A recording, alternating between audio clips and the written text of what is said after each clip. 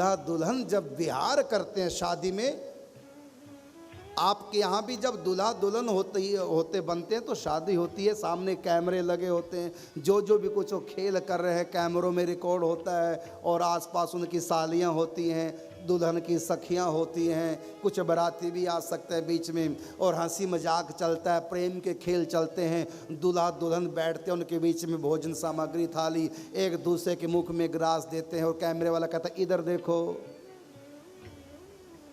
मतलब शर्म नहीं आ रही खिलाते समय, और पति पत्नी ऐसे खिलाएंगे तो शर्म के मारे अगर कोई देख ले तो पति पत्नी का प्रेम कोई देख ले तो शर्म आएगी उनको। और दूल्हा दुल्हन को सब देखें, बल्कि जितने ज़्यादा लोग देखेंगे परस्पर के प्रेम व्यवहार को दूल्हा दुल्हन के, उतने ही दूल्हा दुल्हन को अच्छा लगेगा। अगर कोई भी ना वहाँ हो फिर दूल्हा दुल्हन को अच्छा नहीं लगता, लेकिन पति पत्नी को तब अच्छा लगता जब कोई ना हो, और दूल्हा दुल्हन को तब अच्छा लगता जब भीड़ हो। क्योंकि प्रेम दूल्हा दुल्हन में भी है, प्रेम पति पत्नी में भी, लेकिन जहाँ वासना का प्रेम है, जहाँ स्वार्थ का प्रेम है, वहाँ एकांत विलास होता है। और यहाँ राधा माधव तो दूल्हा दुल्हन है, इसलिए एक नहीं हजारों सखियों के टोल प्रिया प्रीतम इन दूल्हा दुल्हन को लाड़ते रहते हैं। पति पत्नी भी काम धंधे करते हैं, और दूल्हा दुल्हन बनने से पहले भी लड़का लड़की अपने काम धंधे करते हैं, लेकिन जब वो दोनों दूल्हा दुल्हन बन जाते हैं फिर वो कोई काम नहीं करते, छोड़ देते हैं, दुकान बंद कर देते हैं, नौकरी है तो छुट्टी ले लेते हैं, क्योंकि दूल्हा दुल्हन कोई काम नहीं करते। और दूल्हा दुल्हन की इतनी वैल्यू हो जाती है, यहाँ तक कि दूल्हा जिस फैक्ट्री में काम कर रहा था उसका मालिक जब आएगा तो दूल्हा कुर्सी पे सिंहासन पे बैठोगा, और मालिक पीछे खड़ा है और फोटो खिंचवा रहा है दूल्हा के साथ, और गौरव की अनुभूति कर रहा है। माने अपने से बड़ा दूल्हा को वो भी मानता है, उसको पता है फैक्ट्री के मालिक को कि मेरा नौकर है जो दूल्हा बनाया है, मेरा नौकर है, मैं इसको डांटता फटकारता हूँ, ये मेरे सब काम करता है, मेरा नौकर है। और दूल्हा कह सकता है मालिक को जरा पानी लाना पीना है, वो लाना पड़ेगा दूल्हा को, उसको मालिक को, जो हर रोज मालिक को पानी पिलाता था। क्यों? क्योंकि दूल्हा दुल्हन जो स्वरूप है वो राधा कृष्ण का स्वरूप है, उसमें महिमा इतनी बढ़ जाती है, वहाँ जो मालिक है वो भी नौकर बन जाता है दूल्हा दुल्हन के सामने, और उसके ऊपर वारता है, निछावर करता है पैसे, उसके आगे नाचता है। दूल्हा कितनी महिमा है, नोटों के हार पहनाते हैं, उसको तिलक करते हैं, अपने हाथ से लड्डू खिलाते हैं, उसको लड्डू उठाना भी ना पड़े। और दुल्हन चलती है, चलती तक नहीं है, उसको भी ऐसे पकड़ के धीरे धीरे ले जाएंगे, मानो उसके पाँव में लकवा मार गया हो, नहीं चल पा रही है। माने इतना लाड़ लड़ाते हैं दूल्हा दुल्हन को। अब सोचिए तुम लंगोटानंद साधारण से हैं, तुम जब दूल्हा दुल्हन बन जाते हैं तुमको तुम्हारे रिश्तेदार परिवार पड़ोसी इतना लाड़ लड़ाते हैं, और वो जो अनादि दूल्हा हैं जब परमात्मा दूल्हा होंगे तो सोचिए उनको कैसे लाड़ लड़ाया जाता होगा, वो सखियां कैसी होंगी, वो उनका भाग्य कैसे होगा। तो परमात्मा का जो निज स्वरूप है वो दुल्हा का स्वरूप है, दुल्हन का स्वरूप है, उनकी शक्ति राधा रानी एलादनी शक्ति का। वो अनादि काल से दूल्हा दुल्हन है और अनंत काल तक दूल्हा दुल्हन ही रहेंगे। वो कभी प्रेमी प्रीतम नहीं थे और ना बाद में कभी वो पति पत्नी बनेंगे, बस आज भी वो दूल्हा दुल्हन है राधा माधव। तो ये निकुंज की उपासना है, दूल्हा दुल्हन को लाड़ लड़ाना, प्रेम करना, उनकी रसमयी सेवा करना, ये है निकुंज। फेरों के बाद दूल्हा दुल्हन को भीतर ले जाते हैं कमरे में, वहाँ सालियाँ होती हैं, वहाँ पुरुष प्रवेश वर्जित होता है। अब तो रिवाज नहीं रहे, पुराने ज़माने के गांव की बात शायद किसी गांव में आज भी रिवाज है। अब तो घोर कलयुग आ गया, पाश्चात्य संस्कृति ने यहाँ डेरा डाल दिया, व्यक्ति अपनी संस्कृति को भूलता जा रहा है। नहीं तो जब हम गांव में रहते थे हम देखते थे कि फेरों के बाद दूल्हा दुल्हन जब भीतर जाते कमरे में तो वहाँ पर पुरुष प्रवेश वर्जित होता है, वहाँ पर बराती भी नहीं जा सकते, वहाँ दूल्हा का एक भी व्यक्ति नहीं जा सकता, उस कमरे में केवल दुल्हन की सखियाँ होती है। फिर वहाँ अनेक प्रकार के खेल चलते हैं, हंसी मजाक होता है, ये सब मनोरंजन होता है दूल्हा दुल्हन के बीच में। तो वहाँ केवल सालियाँ ही होती हैं, अर्थात दुल्हन की सखियां होती, वहाँ पर पुरुष कोई नहीं होता, और जो दूल्हा होता उसका तो कोई आदमी नहीं होता, सब दुल्हन की सखियां होती हैं। फिर वहाँ प्रेम के खेल परस्पर दोनों के साथ सखियां करती हैं। इसी प्रकार ये वृंदावन क्या है? ये वही भवन है जहाँ पर प्रिया प्रीतम दूल्हा दुल्हन है, और श्री कृष्ण का कोई सखा, श्री कृष्ण की माता यशोदा जहाँ प्रवेश नहीं कर सकती, उनके नंद बाबा प्रवेश नहीं कर सकते, उनके सखा लोग प्रवेश नहीं कर सकते, उनके भगत लोग ऋषि मुनि प्रवेश नहीं कर सकते, उनके नौकर 33 करोड़ देवता प्रवेश नहीं कर सकते। वहाँ तो राधा रानी की सखियों का, दुल्हन की सखियों का प्रवेश है। इसलिए कहा इस निकुंज में जो जाना चाहे, जहाँ दूल्हा दुल्हन की रूप में परमात्मा है, तो उनका प्रीति का रस पान करने के लिए, सेवा सुख लेने के लिए, उनकी रसमयी सेवा करने के लिए केवल राधा रानी का की सखी भाव जिनमें आ जाता है, वही वहाँ प्रवेश कर सकती हैं। इसलिए कहा प्रातः काल ही उठ के धार सखी को भाव, सखी को भाव, जाय मिले निज रूप में, या को यही उपाव। अब इसमें निकुंज में कैसे प्रवेश करना, उसके लिए मैं आपको बता रहा हूँ।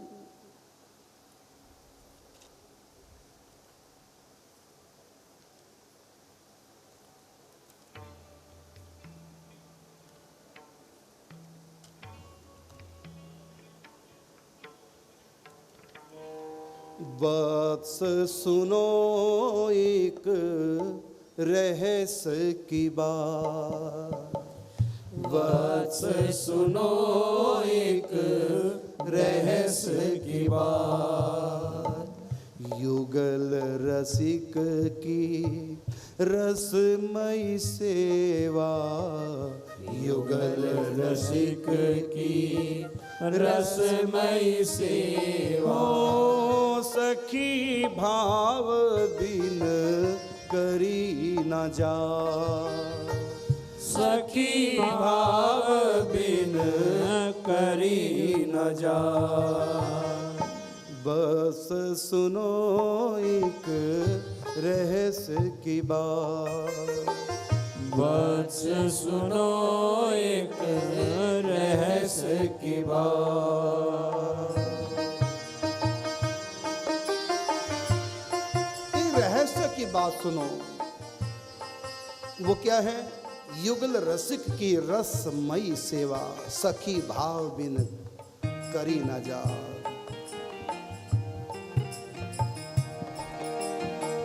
भय अति दीन, ये रसिक प्रिया प्रीतम की सेवा सखी भाव से की जाती है, और ये सखी भाव मिलेगा कैसे, वो बताया गया।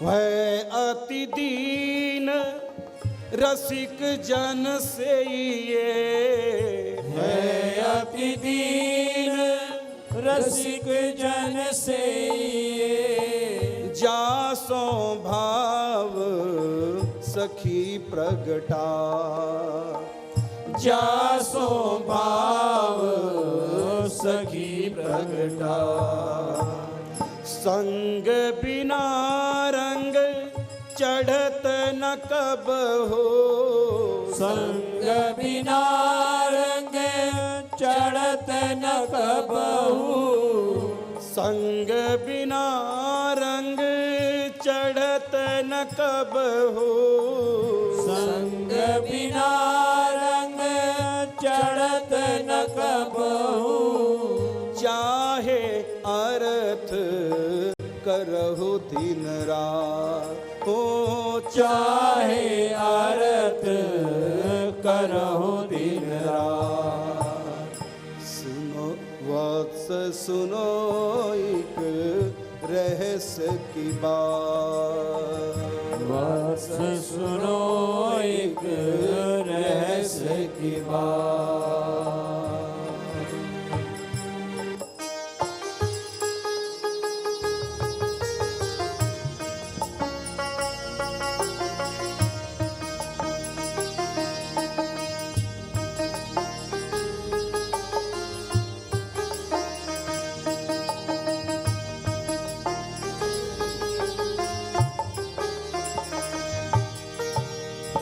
रसिक कृपाश्रित बिन श्रम पावे रसिक कृपाश्रित बिन श्रम पावे। ओ सहज ही केवट पार लगा।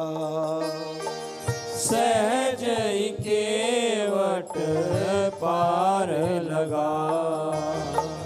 माया नदी की दुस्तर धारा, माया नदी की दुस्तर धारा। ओ माया नदी की दुस्तर धारा, माया नदी की दुस्तर धारा। एक बूंद नहीं छुअत गा। एक बूंद नहीं छुअत गा। वत्स सुनो एक रहस्य की बात। वत्स सुनो एक रहस्य की बात।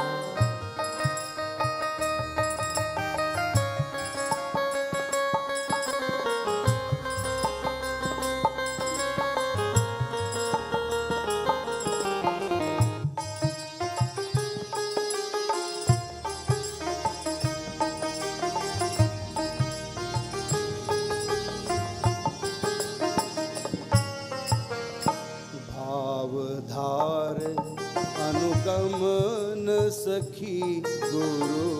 भावधार अनुगमन सखी गुरु। तब पावे सेवा साक्षात।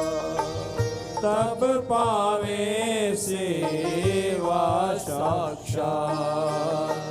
सेवा सुख मग और मिले नहीं। सेवा सुख मग और मिले नहीं। करुण दास पुन पुन समझा। करुण दास पुनि पुनि समझा। वत्स सुनो एक रहस्य की बात। वत्स सुनो एक रहस्य की बात। युगल रसिक की रसमय सेवा सखी भाव बिन की नहीं चल। सखी जैसा भाव बनाकर ही हम प्रिया प्रीतम की सरस सेवा में जा सकते हैं। और ये सखी भाव प्राप्त कैसे होगा? तो का है अति दीन रसिक जन से ही दीनता पूर्वक छोटा मान करके अहंकार को त्याग करके बिल्कुल दीनहीन बन करके रसिक संतों के चरणों की धूल बन करके रहो। वह अति दीन रसिक जन से ही रसिकों का संतों का संग करो। जासों भाव सखी प्रगटा। इससे फिर धीरे धीरे सखी जैसी भावना तुम्हारी बन जाएगी। क्योंकि संग बिना रंग चढ़ तन कब हो। चाहे अर्थ करहो दिन रात, चाहे दिन रात भक्ति पूजा पाठ करते रहो, ऐश्वर्य में प्रवेश हो जाएगा, माधुर्य में प्रवेश नहीं होगा। कल्याण भी हो जाएगा, जरण मन से छूट जाओगे, लेकिन और जो भगवान के धाम है वैकुंठ आदि उनमें तो पहुंच सकते हो। लेकिन इस निकुंज में सखी भाव से संतों का संग करो, धीरे धीरे अपने आप ही भावना बन जाती है। निकुंज बिहारी श्यामा श्याम के प्रति अपने आप ही खिंचाव हो जाएगा, का आकर्षण हो जाएगा। संग बिना रंग चढ़ तना कबू। इसलिए कहा कि रसिक कृपाश्रित बिन श्रम पावे। जो रसिक संतों की कृपाश्रित रहता है, दीनहीन होकर के उन्हीं का भरोसा रख करके बस उनकी आज्ञा में अपने जीवन को बिताता हुआ, उन्हीं की कृपा की जो संतों की बाट जो होता रहता है, बस उसी के ऊपर कृपा अपना असर करती है। और करने की बात, यदि जल्दी से काम बनाना चाहो तो क्या करना कि दीनता तो रखना है, संतों का बार बार संग भी करना है, उनकी सेवा भी करनी है। और साथ में आंख, ये तो देह से करनी और आंख बंद करके एक अभ्यास करना, क्या? भावधारी अनुगमन सखी गुरु, तब पावे सेवा साक्षात। भावधार, भाव धारण करना, अर्थात आंख बंद करके मनी मन सोचना कि मैं सखी हूं, वृंदावन की रहने वाली हूं, ये मेरा रूप रंग है, ये मेरी सेवा है, ये मेरी गुरु रूपा सखी है, मैं अपनी गुरु रूपा सखी के साथ प्रिया प्रीतम की सेवा में। भावधार अनुगमन सखी गुरु, तब पावे सेवा साक्षात। आगे कहा कि सेवा सुख मग और मिले नहीं, ये निकुंज का रस किसी और दूसरे रास्ते से नहीं मिल सकता। इसके लिए एक ही रास्ता जो बताया है, सेवा सुख मग और मिले नहीं, करुण दास पुनि पुनि समझ आ। बार बार हम आप लोगों को समझा रहे हैं, संतों का संग करो, रसिकों का संग करो, हर रोज आंख बंद करके उनकी आज्ञा में रह करके अभ्यास करो, हर रोज मनी मन उनको श्रृंगार कराओ, अपने हाथों से चरण सेवा करो, बिछुए पहनाओ, पायल पहनाओ, या मेरी गुरु रूपा सखी पायल पहना रही है राधा रानी को श्रृंगार में, मैं उनके आगे पायल रख रही हूँ, उस पायल को लेकर मेरी गुरु रूपा सखी किशोरी जी के चरणों में धारण करा रही है। उनको देखो कैसे सखियाँ प्रिया प्रीतम को लाल लड़ाती है। हमारी सीढ़ी है वो, यही यमुनानगर में एक कथा हुई थी, अष्टयाम निकुंज अष्टयाम कथा, और YouTube चैनल पर जाकर आप देखो, या तो निम्बारक टीवी YouTube चैनल पे मिलेगी, या मेरे नाम से जो YouTube चैनल राधा कृष्ण पिवार ने बना रखा है स्वामी करुणदास जी इस नाम से, तो वहाँ पर आप क्लिक करके सर्च करें अष्टयाम निकुंज लीला, फिर वहाँ पर मेरे द्वारा कही हुई कथा अष्टयाम लीला, कैसे प्रिया प्रीतम की सखियां सेवा करती हैं, उसको सुनो, पढ़ो, फिर उसके अनुसार सखी जैसा भाव धारण करके उन सखियों में सम्मिलित होकर के सेवा करो प्रिया प्रीतम की। सेवा सुख मग और मिले नहीं, करुण दास पुनि पुनि समझा। यही एक रास्ता है प्रिया प्रीतम की रसमयी सेवा प्राप्त करने का। हर रोज अभ्यास करो। प्रातः समय उठ हृदय विचारो, हो सखी नित कुंज की। प्रातः समय उठ हृदय विचारो, हो सखी नित कुंज की। सेवा करूं अनुराग युत हरि राधिका सुख पुंज की। सेवा करूं अनुराग युत हरि राधिका सुख पुंज की। प्रातः समय उठ हृदय विचारो, हो सखी नित कुंज की। प्रातः समय उठ हृदय विचारो, हो सखी नित्य कुंज की।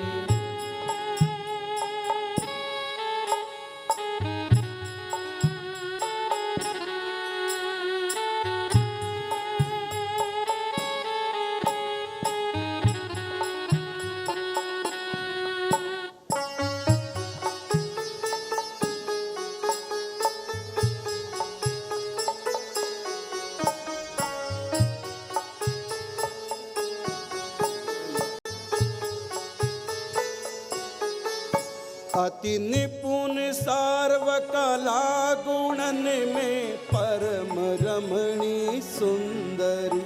अति निपुण सर्व कला गुणन में परम रमणी सुंदरी। तत सुख सुखी मन रहत निस दिन, हो किशोरी मंजरी। तत सुख सुखी मन रहत निश दिन, हो किशोरी मंजरी। प्रातः समय उठ हृदय विचारो, हो सखी नित कुंज की। प्रातः समय उठ हृदय विचारो, हो सखी नित कुंज की।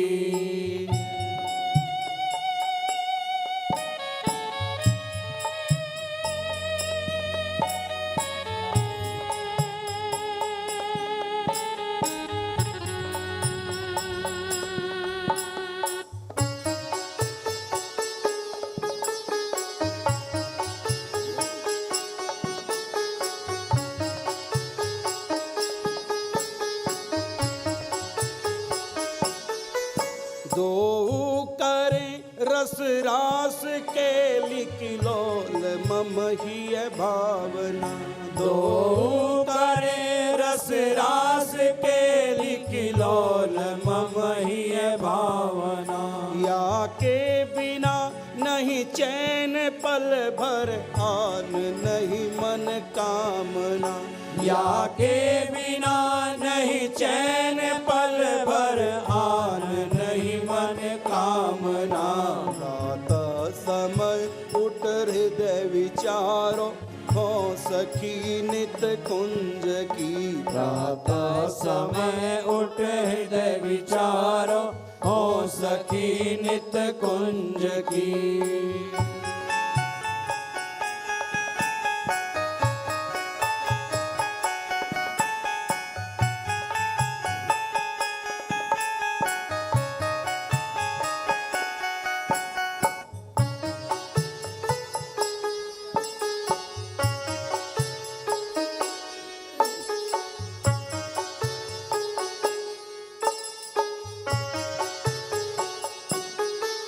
यद्यपि ही रति युगल ताद्यपि स्वामिनी सेवा परा। यद्यपि ही रति युगल तद्यपि स्वामिनी सेवा परा। कह करुण दास मिले न गुरु बिन भेद सरस परंपरा। कह करुण दास मिले न गुरु बिन भेद सरस परंपरा। प्रातः समय उठ हृदय विचारो, हो सखी नित कुंज की। प्रातः समय उठ हृदय विचारो, हो सखी नित कुंज की। सेवा करूं अनुराग युत हरि राधिका सुख पुंज की।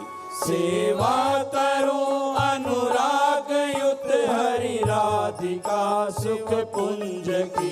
प्रातः समय उठ हृदय विचारो, हो सखी नित कुंज की। प्रातः समय उठ हृदय विचारो, हो सखी नित कुंज की। सखी कुंज की, सखी कुंज की।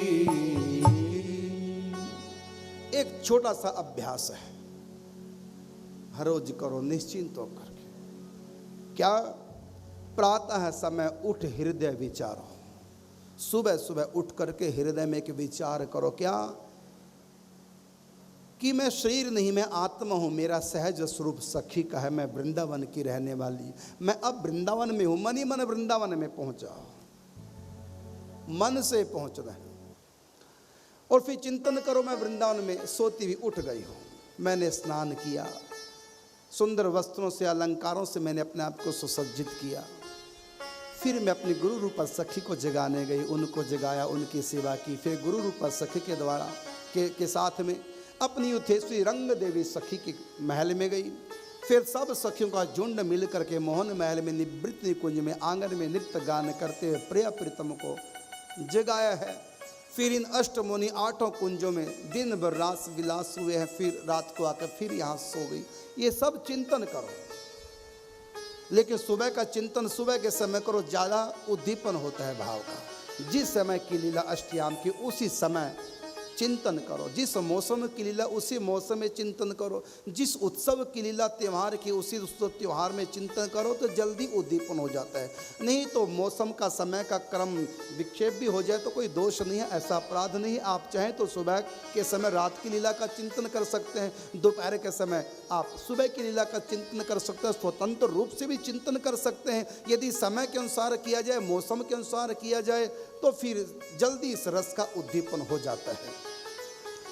प्रातः समय उठ हृदय विचारो, हाँ सखी नित्य कुंज की। मैं तो सखी हूँ, आत्मा हूँ, सखी अपनी लाडली किशोरी जी की, और नित्य निकुंज में निवास करती हूँ। और मेरा काम क्या है कि सेवा करूँ अनुराग युक्त हरि राधिका सुख पुंज की। अपने प्रिय प्रीतम श्री राधा माधव की अनुराग युक्त मैं सेवा करती हूँ। उनकी सेवा के बिना एक क्षण भी मैं नहीं रह सकती। और मुझ में वो सब बातें हैं जो मेरे प्रिय प्रीतम को अच्छी लगती हैं।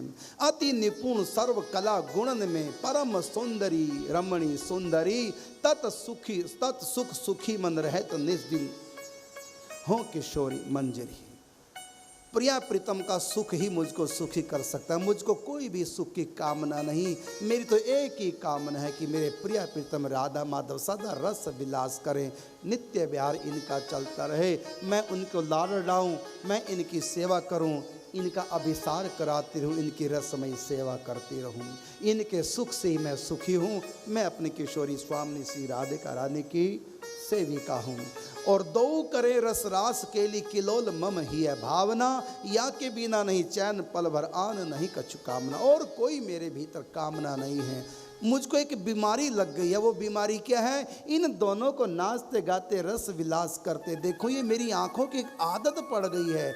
इनको रस विलास करते ना देखूं तो मैं बेचैन हो जाती हूँ। मेरा कैसा स्वभाव, मुझको एक बीमारी लग गई मेरी आंखों को कि इनको सुखी देख देख करके, रस विलास करते देख करके, झूला झूलते देख करके, जल विहार करते हुए देख करके, होली खेलते हुए राधा कृष्ण को सके संग देखते हुए मेरा मन नहीं भरता।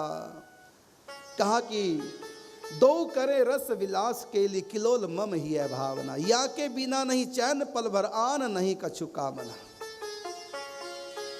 यद्यपि हिय रति युगल तद्यपि स्वामिनी सेवा परा। यद्यपि दोनों के प्रति मेरा इतना प्यार है, मैं दोनों के बिना नहीं रह सकती, ना राधा के बिना ना कृष्ण के बिना।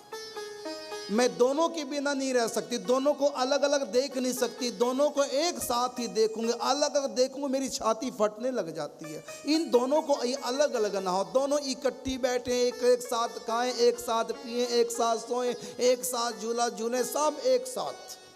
मैं इनको दोनों को एक साथ देखना चाहती हूँ। दोनों थोड़ा भी अलग अलग हो जाए तो मेरा हृदय फटने लग जाता है। फिर मैं दोनों को इकट्ठा मिलाने की कोशिश करती हूँ, ऐसा मेरा स्वभाव है। यद्यपि हिय रति युगल, दोनों के प्रति मेरा प्रेम है, मैं दोनों के बिना नहीं रह सकती। फिर भी यद्यपि हिय रति युगल तद्यपि स्वामिनी सेवा परा, मुझको राधा रानी की सेवा करना ज़्यादा अच्छा लगता है।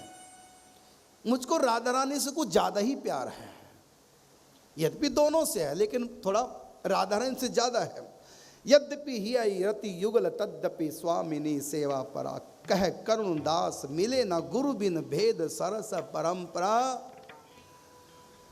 ये जो सरस परंपरा है, जो अनादिकाल से चली आ रही है, जिसको राधा कृष्ण हंस अवतार धारण करके सनकादिक ऋषियों को जो ये रहस्य बताया, ये मंत्र दीक्षा दे करके, और उसके बाद ये परंपरा आगे बढ़ी शिष्य दर शिष्य सनकादिकों से। देव ऋषि नारद जी के पास ये परंपरा आई। उसके बाद श्री भगवान निम्बारकाचार्य जो सुदर्शन चक्र अवतार हैं, जो रंग देवी के भाव से हमेशा भावित रहते हैं। फिर निम्बारकाचार्य भगवान से पीढ़ी दर पीढ़ी होते हैं अनेक संतों के पास ये व्यवस्था, ये परंपरा पहुंच गई। और उसी परंपरा के अनुसार साधक चिंतन करता है। जो अनादिकाल से परंपरा जो चली आ रही है, उसमें जो विधान है, हमारे पूर्वाचार्यों ने जो ग्रंथों में लिखा है, हमारे लिए जो रास्ता बताए गए, उस परंपरा की जानकारी ही नहीं होती। बड़ा कठिन है। कहे करुण दास मिले ना गुरु बिन भेद सरस परंपरा। इस परंपरा का भेद, इन संप्रदायों का भेद, इस रस की परिपाटी का भेद, ये रसमयी सेवा का भेद, ये सखी भाव का भेद, ये प्रिया प्रीतम निकुंज बिहारी का भेद, इस भेद को, इस मर्म को नहीं जान सकता। ये तो इस रस के जो मर्मज्ञ हैं वो कृपा कर दें, थोड़ा सा खोल दें, नहीं तो बिल्कुल गुप्त है। ये संतों के भीतर हृदय रूपी गुफा में छुपा हुआ है, ये बाहर प्रकट होने नहीं देते। लेकिन जब कहीं विशेष भावना देखते हैं, थोड़ा सा पर्दा उठा देते हैं, अपने हृदयगत भावों को वाणी का रूप देकर, शब्दों का रूप देख करके साधकों के कानों रूपी कटोर में उड़ेलते हैं, फिर वो हृदय में लाते हैं। और सखियाँ नैनों के कटोरों से इस रस का पान करती हैं। नैनन ही के द्वार न लैला ही न माही बसावे। इस प्रकार अपना परम पवित्र ये भाव रखते हुए सखी भाव थोड़ा सा हर रोज अभ्यास करें। यदि कोई कहे कि ध्यान नहीं लगता, अरे ना लगे, कम से कम बैठ तो जाओ। मान लो किसी के आने की इंतजार है, तुम बाहर बैठे, अर्थात जैसे भिलनी है, मातेश्वरी भिलनी बैठी 80 साल से इंतजार कर रही है, राम जी नहीं आए, फिर तैयारी करती है, फिर नहीं आए, अगले दिन तैयारी करते हैं, फिर नहीं आए। राम जी का काम है आना ना आना, भिलनी का काम है बाट जोहना, तैयारी करना, फल तोड़ के लाना, जल लाना, पत्तल बिछाना, राह बुहारनी, उसमें फूल बिछाने। भिलनी अपना काम करे, वो नहीं चूके। राम जी चाहे 80 साल बाद आए, अर्थात ध्यान चाहे 10 साल बाद लगे, लेकिन तैयारी हर रोज करनी है, साधना हर रोज करनी। मन नहीं लगे भाड़ में जाए मन, कोशिश तो कर सकते हैं। मन लगना ना लगना बाद की बात, कोशिश तो कर सकते हैं। बैठिए रोज 1 घंटा, करिए चिंतन, उनको दया आएगी। देखो बिना नागा गुरु आज्ञा से रोज बैठता है मेरे ध्यान के लिए, लेकिन इसके ध्यान में मैं नहीं आ रहा हूँ क्योंकि इसका मन टिकता नहीं, संसार में रमण करता है। फिर भी गुरु आज्ञा से हर रोज बैठता है, और इसको बैठे बैठे 12 साल हो गए। अब तो मुझको जाना ही पड़ेगा। यद्यपि ध्यान आज भी नहीं लग रहा है इसका, लेकिन कोशिश तो करते 12 साल हो गए। 12 साल में तो कूड़े के ढेर के भी भाग जग जाते हैं। ये तो मेरी तौहीन हो जाएगी। हाँ, ये अपनी मर्जी से करता तो शायद मैं ना आता, लेकिन ये अहंकार को त्याग करके गुरु की मर्जी से कर रहा है। अब इनके गुरु की बात तो माननी पड़ेगी। इसलिए मन लगे ना लगे, ये थोड़ा सा अभ्यास, दीन होके रहो, संतों का बार बार संग करो, अधिक से अधिक संतों की सेवा करो, जिससे कि वो प्रसन्न रहे तुम्हारे ऊपर। क्योंकि संत अंतर्यामी तो है नहीं, जो तुम्हारी भावना उनको पता चल जाएगी। जब तुम सेवा करोगे तो संतों को पता चल जाएगा कि अरे बड़ा सेवा करता, इसका मतलब इसकी मेरे प्रति बहुत भावना है। तो जब ये कमी नहीं छोड़ रहा है मेरी सेवा में, तो मैं फिर इसकी सेवा में कमी क्यों छोड़ूं।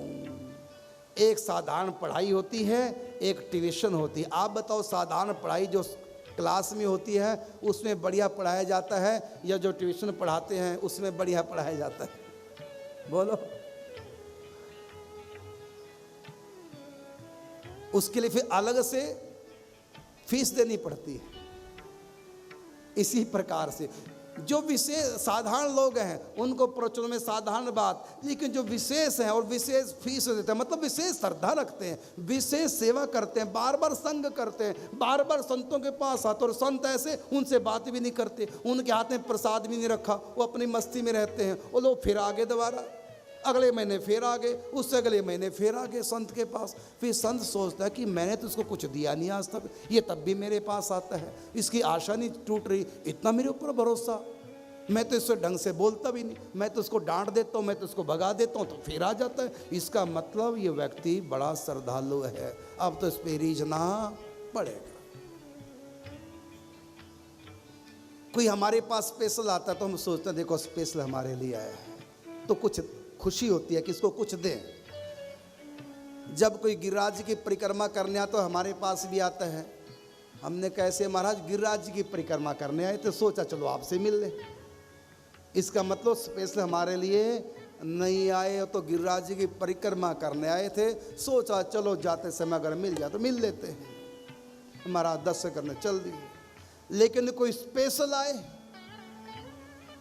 और हम कहें कि गिरिराज जी के परिक्रमा की, ना महाराज मैं गिरिराज जी की परिक्रमा करनी नहीं, मैं तो स्पेशल आपके पास है।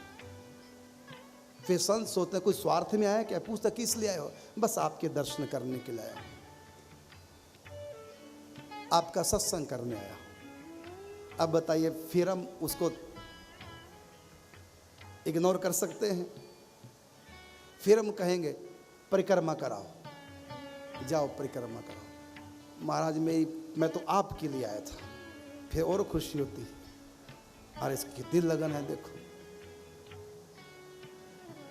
इस प्रकार बार बार संतों का संग करो। संतों के पास ये मैसेज पहुंचना चाहिए कि मेरे लिए आया, मुझसे कुछ पाने आया है, और बिना स्वार्थ किया। इसका मतलब मेरी जो आध्यात्म संपत्ति है ये परमात्मा के नाते मेरे पास आया है। फिर संत कहीं अपनी मस्ती में रहेंगे, उधर ध्यान नहीं देंगे तो भगवान की डांट पड़ेगी संतों को। फिर भगवान उनको प्रेरित करेंगे, अरे मैं बार बार तुम्हारे पास भेज रहा हूं उनको, करो उनकी सेवा। फिर संत कृपा करके फिर भीतर के राज खोलने लग जाते हैं, फिर धीरे धीरे उनको इस रास्ते पे ले आते हैं। क्योंकि संत संग बिन भक्ति नहीं होती, चाहे कोई लाख पढ़े पोथी। बड़े बड़े राज होते हैं संतों के, लेकिन जो विशेष होते हैं उनके आगे उनका हृदय कुछ मात्रा में खुल पाता है। वो भी पहले थोड़ा सा दे के देखते हैं। जैसे पहले ज़माने में पेंसिलिन का इंजेक्शन लगाने से पहले हल्का सा लगाते थे कि रिएक्शन तो नहीं कर जाएगा, नहीं किया तो फिर पूरा ठोक देते थे रिएक्शन कर गया फिर कैंसिल कर देते थे। तो ऐसे ही संत पहले अपनी थोड़ी सी अनुभूति हल्की सी खोलते हैं कि देखते हैं कि ये विश्वास कर पाता है कि नहीं। क्योंकि उस हल्की सी अनुभूति पे भी मेरी बताई पे अगर विश्वास कर लिया, ये पूरा दीवाना बन जाएगा। गुरु गोविंद दोनों का, मेरा भी ठाक हो जाएगा, पूरा दीवाना बन जाएगा। तो हल्की सी बात बताई और वो दीवाना नहीं आया, दीवानापन नहीं आया, तो संत समझ जाएंगे इसका मतलब मेरी बताई हुई अनुभूति पे इनको विश्वास नहीं। इस फिर आगे की बात संत नहीं करेंगे, पहले हल्की सी थोड़ी सी छोड़ते हैं, अपनी हल्की सी अनुभूति बताते हैं। जब सामने दीवानापन छा जाता है, उस पर विश्वास कर लेता है, फिर संत धीरे धीरे अपना पर्दा उठाते हैं। फिर संत और भगवान में कोई अंतर नहीं रह जाता। संत मिले तो मैं मिल जाऊं, संत न मोते न्यारे। तो ये रास्ता है इस निकुंज रस को पाने के लिए। प्रथम रसिक जन सेव, रसिक संतों की सेवा करो, उनका संग करो, उनसे कुछ सीखो, उनका सत्संग सुनो। तो कहा कि मोहन मोहन महल में श्यामा श्याम स्वरूप, दुल्हन दुल्हा मिली दो करत बिहार अनूप। वो ऐसा बिहार है, वो मैंने बता दिया अनूप है। अनूप का मतलब राधा कृष्ण एक स्त्री पुरुष मान के चले तो दुनिया में बहुत जोड़े हैं स्त्री पुरुष के। भाई बहन स्त्री पुरुष होते हैं, माँ बेटा भी स्त्री पुरुष होते हैं, बाप बेटी भी स्त्री पुरुष होते हैं, पति पत्नी भी स्त्री पुरुष होते हैं। तो जितनी जोड़ियों में परस्पर प्रेम है, एक का भी उदाहरण हम नहीं दे सकते राधा कृष्ण का क्या बिहार है, कैसा वो प्रेम है। कहा कि कर्त बिहार अनूप, अनुपम मतलब उपमा किसी से नहीं दे सकते कि राधा कृष्ण पर कैसा विहार करते हैं। पति पत्नी की तरह है, या लैला मजनू की तरह है, हीर रांझा की तरह है, या लक्ष्मी नारायण की तरह है। ये कोई भी उदाहरण नहीं दे सकते।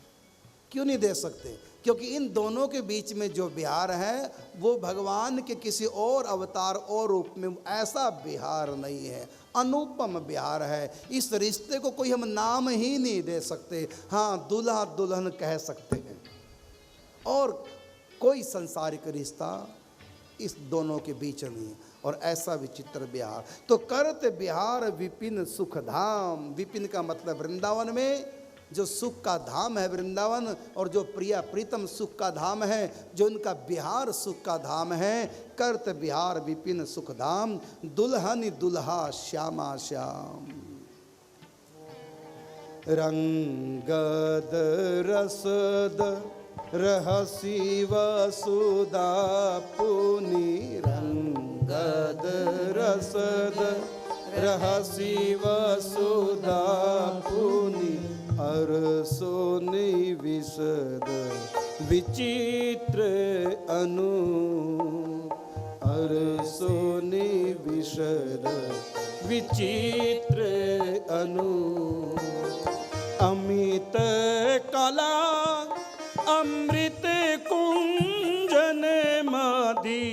अमित कला अमृतादि कुंज मधि विलसत भवन अधिपति भो, विलसत भवन अधिपति भो, करत बिहार विपिन सुख धाम, दुल्हनी दुल्हा श्यामा श्याम, करत बिहार विपिन सुख धाम, दुल्हनी दुल्हा श्यामा श्याम। रंगद रसद रहसी वसुधा पुनि, अरु सुनि विशद विचित्र अनूप, अमित कला अमृतादि कुंज मधि विलसत भवन अधिपति भू। ये 8 निकुंजों के नाम हैं। कौन सी 8 निकुंजें? जिन 8 कुंजों को मिलाकर के अष्टद्वारी महल बना है। उसमें पहली कुंज का नाम है रंगद कुंज, दूसरी का नाम है रसद कुंज, तीसरी का नाम है रहसी कुंज, चौथी का नाम है वसुधा कुंज, पांचवी का नाम है विशद कुंज, छठी का नाम है विचित्र कुंज, सातवीं का नाम है अमित कला कुंज और आठवीं का नाम है अमृत कुंज। रंगद रस रसी वसुधा पुनि, अरु सुनि विशद विचित्र अनूप, अमित कला अमृतादि कुंज मति विलसत भवन अधिपति भू। भवन अधिपति अर्थात त्रिलोकी के जो अधिपति हैं, सृष्टि के ये माइक सृष्टि के उस पार निराकार, निराकार के उस पार सद सृष्टि, उससे भी आगे सब के भू प्रताप राजा है। ये जोड़ी विलास कर रहे इन 8 कुंजों में। और ये 8 कुंजों का अर्थ राधा रानी के श्री अंगों से भी लगाया जाता है। तो परस्पर प्रिया प्रीतम रस विलास करते हैं। और ऐश्वर्यादि अखिल गर्भ गंजन, इनका विलास, इनका धाम, इनका रूप कैसा है, इनका ऐश्वर्य कैसा है? ऐश्वर्यादि अखिल गर्भ गंजन, सारी सृष्टि में जहां भी कोई सुखदायी वस्तु है, चाहे वो माया के उस पार वैकुंठ आदि महावैकुंठ पर व्योम में है, वो सब का सब ऐश्वर्य वृंदावन के ऐश्वर्य के आगे फीका हो जाता है। उनका गर्व भी समाप्त हो जाता है। अब देखिए, वैकुंठ में एक ही कौस्तुभ मणि है। वैकुंठ में कितनी कौस्तुभ मणि है? एक मणि है। वो कहाँ है? भगवान नारायण के कंठ में। श्री कृष्ण नारायण, ध्यान रखना, नारायण और कृष्ण 2 तत्व नहीं है, श्री कृष्ण ही नारायण है। लेकिन वहाँ पर वो थोड़ा डाउन वाली लीला करते हैं। तो वहाँ श्री कृष्ण वैकुंठ में विष्णु के रूप में निवास करते हैं, भगवती राधा रानी वहाँ महालक्ष्मी के रूप में निवास करती है। तो वैकुंठ का वैभव के बारे में बता रहे हैं कि वैकुंठ में एक ही कौस्तुभ मणि है जो भगवान नारायण के कंठार बन के उनके हृदय पर झूलती है। एक कौस्तुभ मणि है और ठाकुर जी उसको अपना गले का हार बना रखा है। अब बताइए, वैकुंठ में एक कौस्तुभ मणि है और हमारे वृंदावन में जमुना के घाट सब कौस्तुभ मणियों के बने हैं। रास्तों में कौस्तुभ मणियां बिछी पड़ी हैं, जिनके ऊपर से ठाकुर जी निकलते हैं पांव रखते हुए। कैसा गजब का वैभव है वृंदावन का। इस त्रिलोकी में एक कल्प वृक्ष है, स्वर्ग में एक ही कल्प वृक्ष है, और वो भी कल्प वृक्ष केवल लौकिक सुख दे सकता है, अलौकिक नहीं दे सकता। एक ही, वो भी अधूरा है। इस त्रिलोकी में एक ही कल्प वृक्ष है, वो भी लौकिक सुख दे सकता है, अलौकिक नहीं। लेकिन वृंदावन का प्रत्येक वृक्ष कल्प वृक्ष है। इस ब्रह्मांड में एक ही चिंतामणि है, लेकिन वृंदावन का कण कण चिंतामणि है। कैसा वो धाम होगा। इसलिए कहा ऐश्वर्य आदि अखिल गर्भ गंजन, जहां जहां भी ऐश्वर्य वैकुंठ में, भगवान के अनंत अनंत धामों में, उनका सबका ऐश्वर्य का अभिमान भी समाप्त हो जाए कि हम तो वृंदावन के वृक्ष के पत्ते के आगे भी फीके हैं, उनके एक रज कण के योग्य भी नहीं है। कैसा गजब का वृंदावन। अब कहने को मैं कह रहा हूं, सुनने को तुम सुन रहे हो, लेकिन नहीं, न कहने में आता है ना सुनने में आता है। और रंजन रूप अमित रति मैन, वहां का ऐश्वर्य कैसा है? माधुर्य प्रदान करने वाला है। और धामों का ऐश्वर्य माधुर्य प्रदान नहीं करता, रस का उद्दीपन करने वाला है वृंदावन का ऐश्वर्य है। और वैकुंठ का ऐश्वर्य, अब यही देख लो, यहां पर इधर विष्णु भगवान आ जाए, खड़े हो जाए चतुर्भुज रूप में। पहले विष्णु भगवान ही आए चतुर्भुज रूप, साथ में लक्ष्मी आ जाए, चार चार हाथ प्रकट हो गई। अब बताओ, तुम गले लगाने का तुम्हारा मन करेगा कि हाथ जोड़ने का मन करेगा? बोलो। दंडोत प्रणाम करने का मन करेगा या कहोगे आओ कन्हैया खेले? बोलो कैसा होगा? सर तो झुक जाएगा, हाथ जोड़ लोगे, जय जयकार कर लोगे, लेकिन उनके साथ खेलना प्रेम नहीं होगा। श्रद्धा तो हो जाएगी, प्रेम नहीं होगा। और अब कन्हैया आ जाए बंसी बजाते हुए, श्रद्धा नहीं होगी, प्रेम हो जाएगा, उनके बिना नहीं रह पाएंगे। ये स्थिति है। तो वैकुंठ का जो ऐश्वर्य है वो श्रद्धा को पैदा करने वाला है, वो शांत रस देने वाला है। और वृंदावन का जो ऐश्वर्य है वो प्रेम का उद्दीपन करने वाला है और रसोद्दीपन करने वाला है। वृंदावन में पहुंच गए तो श्री कृष्ण को देख करके उनके प्रति श्रद्धा नहीं होगी, थोड़ी बहुत होगी, वो भी खत्म हो जाएगी, प्रेम होगा उनसे। अब बताइए, यशोदा का कृष्ण के प्रति श्रद्धा है कि प्रेम है? गोपियों का की श्रद्धा है या प्रेम है? श्रद्धा टिकने पाएगी? कन्हैया के आगे श्रद्धा नहीं टिक सकती, क्योंकि श्रद्धा ऐश्वर्य का द्योतक है और प्रेम माधुर्य का द्योतक है।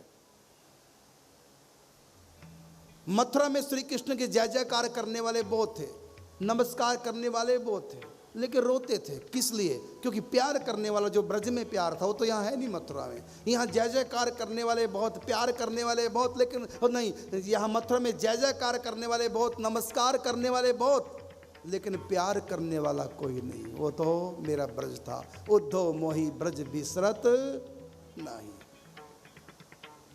तो ब्रज का जो निकुंज का जो ऐश्वर्य है वो श्रद्धा को पैदा करने वाला नहीं, निकुंज का ऐश्वर्य प्रेम का उद्दीपन करने वाला, रस का उद्दीपन करने वाला है। इसलिए कहा कि ऐश्वर्य आदि अखिल गर्भ गंजन, रंजन रूप अमित रति मैं। प्रिया प्रीतम का जो स्वरूप है, रति का मतलब कामदेव की पत्नी और कामदेव। 33 कोटि देवी देवताओं में सबसे सुंदरी कौन है? रति। और सबसे सुंदर कौन है? कामदेव। इंद्र भी कुछ नहीं है कामदेव क्या कहे, इतना सुंदर है कामदेव।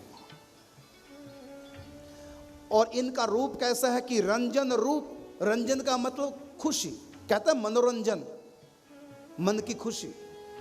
तो रंजन रूप अमित रति में, अनंतानंत रतियां एक रति में समा जाए। अनंत अनंत कामदेव का रूप एक कामदेव में समा जाए, वो फिर कितने सुंदर हो जाएंगे। मतलब रति कामदेव की सुंदरता को अरबों खरबों से गुना कर दो, जितनी सुंदरता बनेगी वो भी जीरो लगेंगे राधा कृष्ण के सामने। राधा कृष्ण के सामने वो भी तुच्छ प्रतीत होंगे। अब सोचिए क्या है राधा कृष्ण, क्या है इनका माधुर्य, कैसा विचित्र है इनका प्रेम। तभी तो सखियां एक क्षण भी प्रिया प्रीतम के बिना नहीं रह पाती, राधा माधव के बिना नहीं रह पाती। मतलब राधा कृष्ण रूप का समुद्र है और सखियों का मन मछली है, सखियों के नेत्र मछली हैं। जैसे मछली जल के बिना नहीं रह सकती, इसी प्रकार सखियों के नेत्र श्री राधा कृष्ण को देखे बिना नहीं रह सकते। कहा कि नख सिख सुषमा रत्नागर, कल कमनीय कमल दल नैन। प्रिया प्रीतम की सुंदरता कैसी है? नख सिख सुषमा, नाखून से सीखा तक सुंदरता की खान है, रत्नागार है। कल कमनीय कमल दल नयन, कमनीय है, रमणीय है, उनके नेत्र कमल के समान हैं, अर्थात खिले हुए प्रसन्न कमल। और अद्वय एक रस अद्भुत अव्यय आनंदमयी अचिंत अभंग परम धाम अभिराम पुरंदर सुंदर श्याम सहचरिन संग। अद्वय, इनके समान कोई दूसरा नहीं। एक रस सदा विहार करते, इनके विहार में विराम नहीं। अद्भुत अर्थात वर्णन नहीं कर सकते। अव्यय अर्थात अविनाशी। आनंदमयी अचिंता भंग, आनंदमय ये जोड़ी है, आनंद से ही निर्मित हुई है। आनंद के सिवा इसमें दूसरा कोई तत्व नहीं है। इसलिए कहा सच्चिदानंद विग्रह, चिदानंदमय देह तुम्हारी विगत विकार जान अधिकारी। आनंदमय अचिंत अभंग, ये जोड़ी कभी खंडित नहीं होती, अभंग। और ये अचिंत है अर्थात मन बुद्धि से परे है, सोच भी नहीं सकते जिस बात को, उस बात को अचिंत बात कहते हैं। जिसके बारे में सोच ही नहीं सकते उसको अचिंत कहते हैं। अचिंत्यम च कूटस्थम अचलम ध्रुवम, अचिंत्यम च कूटस्थम अचलम ध्रुवम, ये तो अक्षरम अनिर्देशम अव्यक्तम परिउपास्ते सर्वत्र गम अचिंत्यम च कूटस्थम अचलम ध्रुवम। वो अचिंत्य तत्व है। गो गोचर जहां लग मन जाई सो सब माया जानो भाई, लेकिन मन भी जहां ना पहुंच सके वो अचिंत्य है। ऐसी है जोड़ी श्यामा श्याम वृंदावन और परम धाम अभिराम पुरंदर। पुरंदर का मतलब राजा इंद्र। जो इंद्र है ना इस समय स्वर्ग का, ये पूर्व जन्म में एक राजा था। 100 अश्वमेध यज्ञ किए तो उसको इंद्र की गद्दी में बिठा दिया। पुरंदर नाम का राजा था पूर्व की सृष्टि में। तो पुरंदर का मतलब इंद्र अर्थात राजा। परम धाम अभिराम पुरंदर, ये जोड़ी क्या है? ये राजा है। परम धाम जितने भी धाम हैं, वैकुंठ गोलोक आदि अनंत अनंत जो प्रभु के रूप स्वरूप धान, हरि अनंत हरि कथा अनंता बहुविधि कहीं सुनहि सब संता। ये जो अनंत अनंत प्रभु के धाम हैं, इन सब धामों के ये पुरंदर जोड़ी है। सिर मोर है, मुकुटमणि है। अद्वय परम धाम अभिराम सुख स्वरूप है, आनंद स्वरूप पुरंदर सुंदर श्याम सहचरी संग। ये सुंदर श्याम ये सहचरियों के संग, राधा माधव ये जोड़ी सखियों के संग विलास करती, अर्थात सखियों के बिना इनका विलास होता नहीं। क्यों? क्योंकि इच्छा के बिना कोई कुछ कर ही नहीं सकता। ये सखियां कौन है?